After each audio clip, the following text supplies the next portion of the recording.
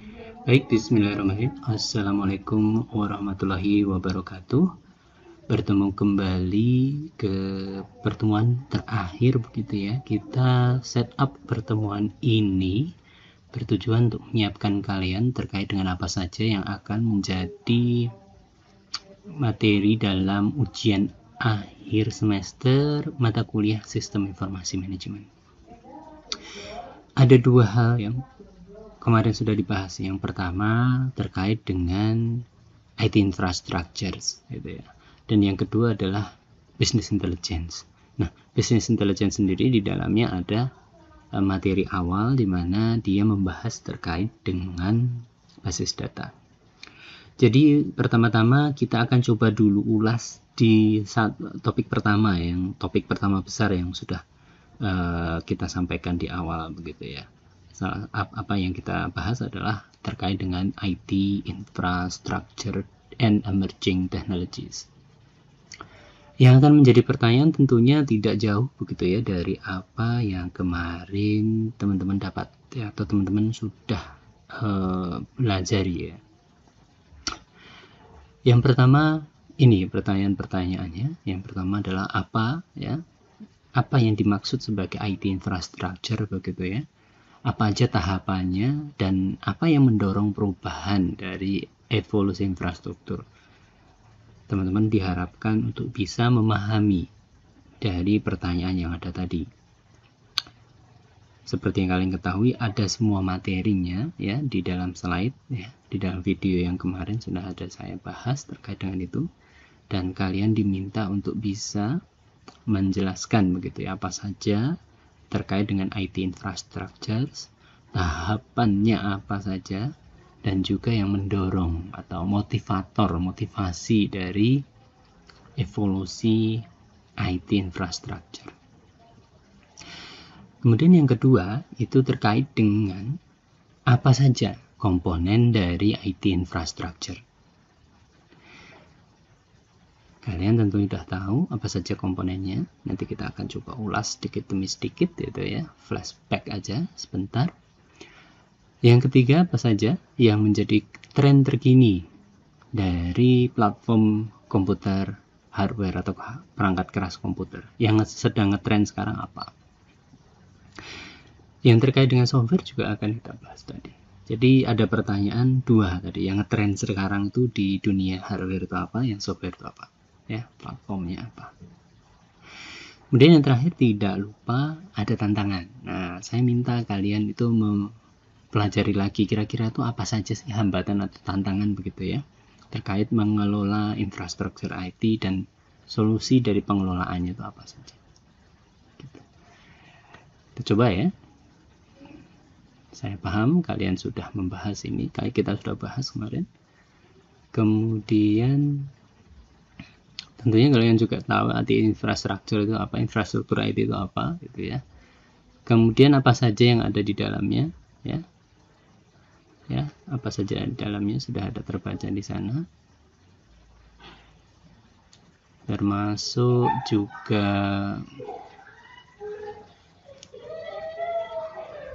apa saja yang berhubungan dengan ini ya. Jadi ada evolusinya, ada fase-fasenya. Fase yang pertama adalah General Purpose Mainframe. Kemudian yang kedua adalah Personal Computer Era. Kemudian ada Client Server Era. Ada Enterprise Computing Era. Cloud and Mobile Computing. Jadi di situ ada karakteristik dari masing-masing era atau tahapan ya tadi ya. Kalau saya tanya nanti saat tahapan general purpose itu yang benar adalah apa? Zamannya IBM, DEX kayak gitu ya. Nah, itu yang benar. Nanti biasanya pertanyaannya di bawah ini benar terkait dengan era general purpose mainframe seperti itu atau yang lain. Jadi salah satunya adalah pertanyaan terkait dengan itu. Kemudian apa saja yang mendorong evolusi dari infrastruktur? Moore's Law, terus digital storage, ya. Kemudian tidak lupa juga ada penurunan harga dari chips yang ada, kemudian ada teknologi nanotubes, kemudian biaya penyimpanan data itu turun. Jadi cukup banyak ya yang berhubungan dengan itu. Kemudian ada Meltcart Law, kemudian penurunan harga ya dari internet, komunikasi melalui internet itu turun gitu ya.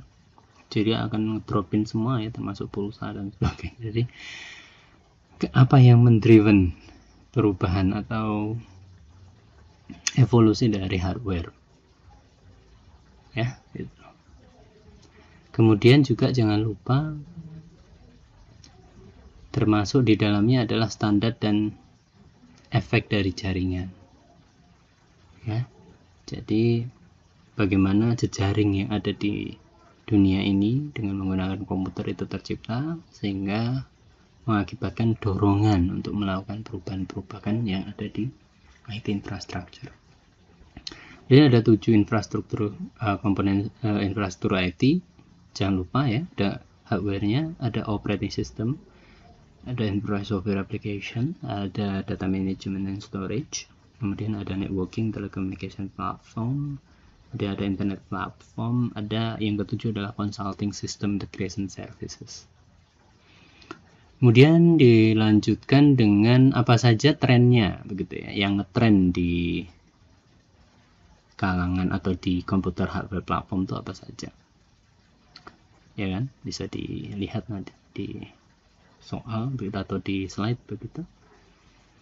Kemudian di trennya di OS seperti apa? Nah, bisa dilihat juga. Terus ada juga tren yang ada di enterprise software application.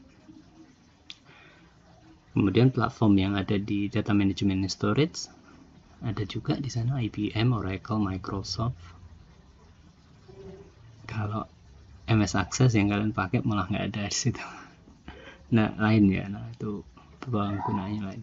Kemudian physical data storage ada storage area network dan sebagainya. Bisa dibaca ulang, nanti akan ada pertanyaan. Kemudian solusinya gimana? Trennya ke depan seperti apa? Anda bisa lihat di sana ada Accenture, ada IBM, Infosys, Wipro, ya cukup banyak. Kalau mobile digital platform dipahami aja.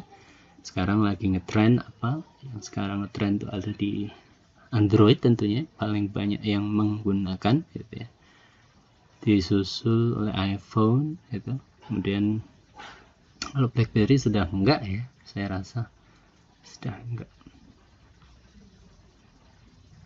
Kemudian ke depan seperti apa? Bisa dipahami di sana.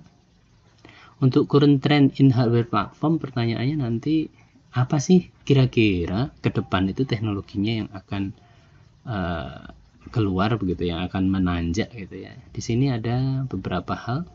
Kalau untuk di trend kaitan dengan hardware itu adalah bring your own device ya, bring your own device, bawa sendiri perangkat pegawai itu, bawa sendiri perangkat digital ya, untuk bekerja begitu. Kemudian ada tren pembelanjaan atau IT itu konsumerisme di IT begitu ya. Kemudian timbul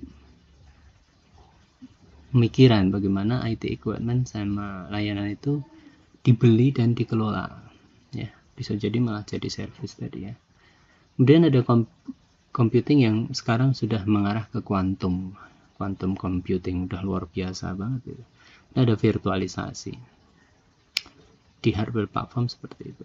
Dan dilanjutkan juga kaitannya dengan cloud computing ya, dimana cukup banyak ya yang ada di sana, termasuk ada IaaS, PaaS dan SaaS gitu ya. Dilanjutkan dengan cloud computing platform sendiri itu apa? Saya rasa tidak perlu dibahas kembali karena saya rasa kalian juga udah mengalami, udah kalian pahami juga saat saya sampaikan itu. Kemudian tren yang lain adalah green computing, HPC atau high performance computing juga ada di sana. Kalau di software apa? open source software, ya, Linux, software yang ada di web langsung, nggak usah install dan sebagainya. Kemudian web services, ya, SOA, Service Oriented Architecture, ya kurang lebih ini contoh-contohnya bisa dilihat di sana, gitu ya. Baik,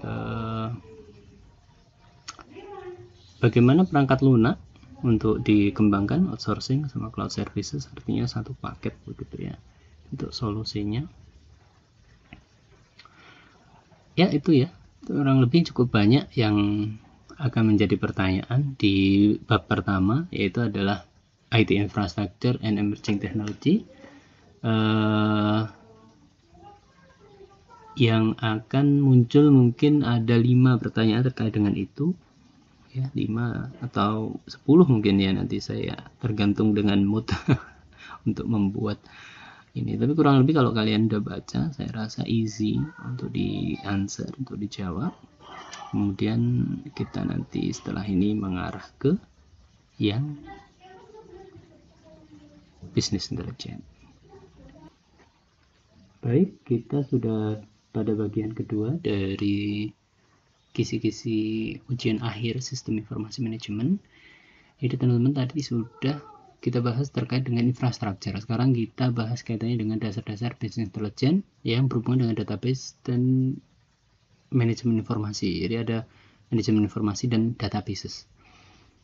Apa saja yang kita bahas atau apa saja yang nanti kalian akan saya minta untuk pelajari adalah ada 4 ya di sini, tapi 3 aja nanti yang berhubungan dengan database. Apa sih salah satu hal yang paling penting adalah apa sih masalah saat kalian itu berurusan dengan file yang disebut sebagai pemberkasan atau pendekatan berkas tradisional, pendekatan lingkungan berkas tradisional. Apa aja masalahnya, ya. Kemudian terkait dengan DBMS, apa sih kelebihan DBMS? Kenapa kok bisa sangat kuat, powerful begitu ya? Ya. Selain itu juga kalian juga akan saya minta tolong untuk bisa mengidentifikasi kelemahannya, Pak. Paham ya? Jadi apa sih kelebihan dari database management system? Dan kenapa itu bisa sangat berdaya, luar biasa powerful. Tapi juga jangan lupa ada namanya kelemahan, ya, kelemahan dari apa yang disebut sebagai database management system. Apa tuh kelemahannya? Kemudian ada perangkat yang prinsipal harus ada gitu ya, berhubungan dengan pengelolaan informasi atau database. Oke, kita bisa deep down lagi, kita coba flashback lagi. Apa sih yang disebut sebagai database? Definisinya apa? Kemudian ada di sana Anda bisa lihat strukturisasi atau data hierarki. Di sana ada database, ada file, ada record, ada field, byte. Masing-masing kalian sudah pahami. Nah, nanti terkait dengan definisi biasanya saya tanya database itu disebut sebagai apa yang dimaksud sebagai database? Ya, definisinya ada di bawah. Tinggal kalian pilih. Kemudian record itu apa? Field itu apa? Gitu. Jadi kurang lebih itu. Kemudian apa masalah saat kita melakukan pendekatan berkas tradisional yang sebelum kita menggunakan sistem manajemen basis data? Selain itu, ya ini penjelasan sih. Kemudian apa yang disebut sebagai database management system? Contoh-contohnya apa saja? Gitu ya. Contoh-contohnya apa saja? Kemudian ada namanya query itu apa, contoh query itu apa, kemudian report ya dan sebagainya itu ya. Jadi cukup banyak yang berhubungan dengan database tadi ya. Kemudian jangan lupa juga ada namanya kapabilitas gitu ya. Kapabilitas dari database management system, kelebihannya apa saja itu. Nah, setelah itu kalian ada nanti kelemahannya. Kalau di sini belum ada kelemahannya. Kelemahannya kurang lebih saya sebutkan saja, mungkin 3. Yang pertama, mahal ya, menggunakan database management system, infrastrukturnya itu mahal gitu, implementasinya mahal, personnya mahal. Kemudian ada yang kedua, kompleks ya, kompleks itu sulit banget. Nah, karena ada kompleks ini, maka ada yang ketiga, masalah ketiga, yaitu adalah butuh sumber daya manusia yang paham terkait itu. Itu 3. Dan ada bonus satu lagi, kelemahannya apa? Ada namanya upgrading upgrading teknologi dan orang-orang yang mengelola itu. Jadi pengelolaan database itu tidak mudah, tantangannya itu juga. Nah, yang terakhir kaitannya dengan mahal. Tadi ada sudah saya bahas tadi, 3, mahal ya, rumit. Karena rumit butuh orangnya ini perlu di-upgrade terus menerus. 4 hal tadi aja, nggak usah banyak-banyak. Enggak saya sebutkan, enggak saya tulis. Kalau kalian nggak dengerin kisi-kisi ini, saya ragu kalian bisa jawab dengan baik. Baik, itu ya yang bisa saya sampaikan. Semoga berhasil begitu mengerjakan ujian akhir. Saya harapkan kalian bisa sukses semua. Saya tutup sekian. Assalamualaikum warahmatullahi wabarakatuh.